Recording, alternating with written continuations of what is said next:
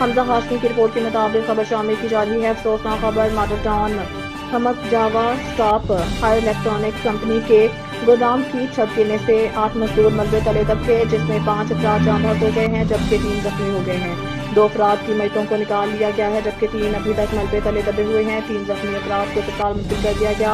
इस मौके पर MNA राजा खुरम नवाज की हदायत पर राजा खुरम नवाज के नुमाइंदा यूनियन कौंसिल UC 35 के उम्मीदवार ब्राइड चेयरमैन हाजी मलिक आदिल इस्लामाबाद इंतजामिया के हमरा मौके पर मौजूद SHO मॉडल टाउन हमक मतीन साहब और SSP DSP और दीगर आला अफसरान मौके पर मौजूद हैं।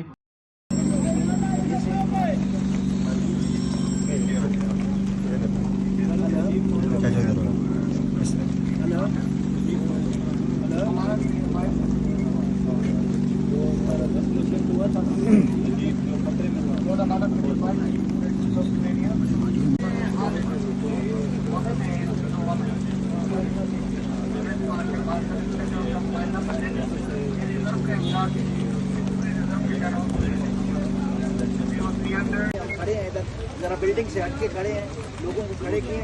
जो अंदर बंदा है उसका नाम है तनवीर।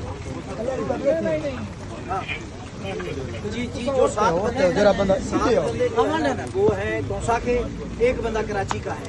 जो 7 बंदे तोसा के हैं वो सारे आपस में रिश्तेदार हैं। जी